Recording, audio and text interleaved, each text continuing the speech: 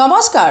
ৰাজ্যত আজিৰে পৰা আৰম্ভ হোৱা অসম বিধানসভাৰ অধিৱেশনৰ মজিয়াত অনুষ্ঠিত হ'বলগীয়া শিক্ষা বিভাগৰ আলোচনা কালত কেন্দ্ৰীয় ৰাজ্য চৰকাৰ আৰু এপছুৰ মাজত গৃহীত হোৱা বিটিআৰ চুক্তিমতে 6.3 নম্বৰ দফা অনুসৰি বিটিআৰ অঞ্চলৰ অপ্ৰাদেশিকৃত নিম্ন আৰু উচ্চ প্ৰাথমিক বিদ্যালয়সমূহ চৰ্তবিহীনভাৱে অনতিপলমে প্ৰাদেশিকৰণৰ দাবী জনাইছে সদৌ বিটিআৰ অপ্ৰাদেশিকৃত শিক্ষক সন্থাই। আজি বিজনীৰ জাৰ্নেলিষ্ট ফৰামৰ কাৰ্যালয় প্ৰাংগণত আয়োজন কৰা সংবাদমেলত এই দাবী উত্থাপন কৰে সদৌ বিটিআৰ অপ্ৰাদেশিকৃত শিক্ষক সন্থাৰ সভাপতি উমেশ চন্দ্ৰ মণ্ডলে। তেওঁ কয়, মমবাতিৰ দৰে নিজে জ্বলি বিনা পাৰিশ্ৰমিকেৰে আনক পোহৰ বিলাই ভাগৰি পৰা বুলি উল্লেখ কৰি অসমৰ মুখ্যমন্ত্ৰী ডক্টৰ হিমন্ত বিশ্ব শৰ্মাক স্বনামধন্য আখ্যা দি অপ্ৰাদেশিকৃত শিক্ষকসকলক প্ৰাদেশিকৰণ কৰি সকাহ দিবলৈ আহ্বান জনায়। আনহাতে চলিত বিধানসভাতে যদি বাজেটত বিটিআৰ চুক্তিৰ 6.3 নম্বৰ দফা কাৰ্যকৰী কৰি বিধেয়ক গৃহীত নকৰে, আগন্তুক জানুৱাৰী মাহৰ পৰা দিল্লীৰ যন্তৰ মন্তৰত তীব্ৰ আন্দোলন কৰি গঢ়ি তোলা হ'ব বুলি ভাবুকি দিয়ে। আৰু ইয়াৰ বাবে যদি মুখ্যমন্ত্ৰী ডক্টৰ হিমন্ত বিশ্ব শৰ্মাৰ নেতৃত্বাধীন অসম চৰকাৰেই জগৰীয়া হ'ব বুলি উল্লেখ কৰে। বঙাইগাঁৱৰ পৰা ষ্টাফ ৰিপৰ্টাৰ প্ৰফুল্ল কুমাৰ দাস। আজি all BTR venture elementary teacher এছ'চিয়েশ্যনৰ উদ্যোগত, চেণ্ট্ৰেল কমিটিৰ উদ্যোগত আৰু আমাৰ শিক্ষক কলেজৰ শিক্ষক সহযোগিতাৰ উদ্যোগত আজি আমি ফেচবুক বিজ্ঞপ্তি দিবলৈ ওলাইছোঁ। আজি অসম বিধানসভাৰ পবিত্ৰ মজিয়াত 126জনীয়া বিধায়কসকলে উপস্থিত থাকিব। তো গতিকে সকলো বিধায়ক তথা মন্ত্ৰীক মই আহ্বান জনাব বিচাৰিছোঁ, আজি আমাৰ বড়োলেণ্ডৰ যিটো বিটিআৰৰ 6.3 দফা যিটো কাৰ্যকাৰী, এইটো আমাৰ লিষ্টবিলাক ডিৰেক্টৰ অফিচলৈ গৈ পাইছেহি। গতিকে আপোনাক এই মন্ত্ৰীসকলক বা শিক্ষা বিভাগৰ মন্ত্ৰী তথা অসমৰ সুনামধন্য মন্ত্ৰী মই অনুৰোধ জনাইছোঁ সন্থাৰ তৰফৰ পৰা, যাতে আমাৰ আজিৰ এই সদনত শিক্ষাৰ যিদিনা সদন হ'ব, সেই সদনত আমাৰ বিলবিলাক এমেণ্ডমেণ্ট কৰি পেলাই 6.3 দফাটো কাৰ্যকৰী কৰাৰ কাৰণে আহ্বান জনাইছোঁ।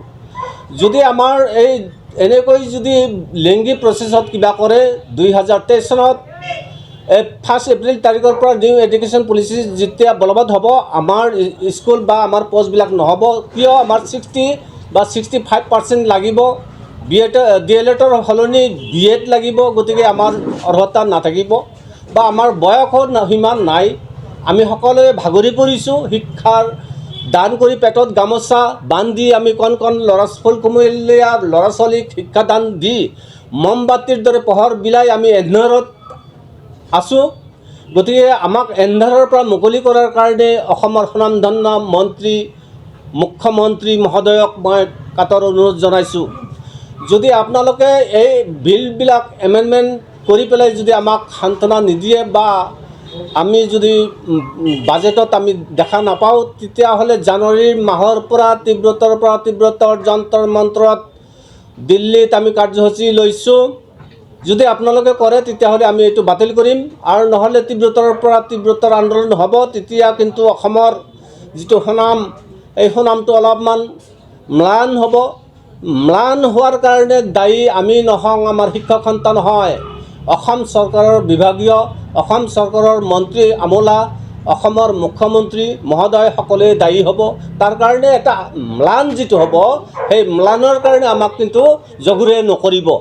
আমি আপোনাক বাৰে বাৰে আমি কিবা কৰিছোঁ। যোৱা ডিচেম্বৰৰ 6 তাৰিখে বঙাইগাঁও বিজেপি কাৰ্যালয়ৰ অফিচত মই নিজ হাতে আপোনাক মুখ্যমন্ত্ৰী মহোদয়ক মই ভেঞ্চাৰ স্কুলৰ যিটো মেমৰেণ্ডাম দিছোঁ, সেই মেমৰেণ্ডামৰ এইটো সোঁৱৰাই দিব বিচাৰিছোঁ। আপুনি মেমৰেণ্ডামখন পঢ়ি চাইছেনে নাই এনেই পেলাই দিছে, যাৰ কাৰণে আমি আজি প্ৰেছমেট দিবলগীয়া হ'ল।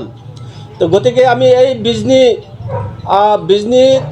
বিজনীৰ পৰা অল বিটিআৰ ভেঞ্চাৰ টিচাৰ এছ'চিয়েশ্যনৰ উদ্যোগত আমি আপোনাক সোঁৱৰাই দিব বিচাৰিছোঁ, আজি যাতে আমাক এই শিক্ষাৰ বাজেট যিদিনা হ'ব, সেইদিনা আমাক এমেণ্ডমেণ্ট পাছ কৰি পেলাই আমাৰ দীৰ্ঘদিনীয়া সমস্যাটো সমাধান কৰি দিয়ে যেন। কাৰণ আমাৰ শিক্ষক বাইদেউসকল মৰি আছে। অলপতে ভালেকেইজন শিক্ষক ওদালগুৰিতো মৰিল, আমাৰ মানে চিৰাঙতো এজন মৰিল, আৰু এনেকৈ ৰিটায়াৰ হৈ আছে বহুত। গতিকে যাতে এইবিলাক আৰু নহয়, যি হৈছে হৈছে, যাতে আপোনাৰ নামটো সুনাম আখৰত মানে ফুটি উঠিছে। গতিকে সুনাম আমিও কামনা কৰিছোঁ। আপুনি যদি আমাক, মুখ্যমন্ত্ৰী মহোদয়ে যদি আমাক জীৱনটো উদ্ধাৰ কৰিলে আপোনাৰ লগত আমি সদায়ে থাকিম। আগতে যেনেকৈ আছিলোঁ সদায়ে থাকিম। আৰু যদি উদ্ধাৰ নকৰে তেতিয়াহ'লে চাওক, কাম কৰিলে দৰমহা যদি নিদিয়ে তেতিয়া কি মানুহে কাম কৰিব নেকি? গতিকে আমি অসমৰ প্ৰশংসা, অসমৰ গৌৰৱ, কাৰণ আমি দৰমহা লোৱা নাই।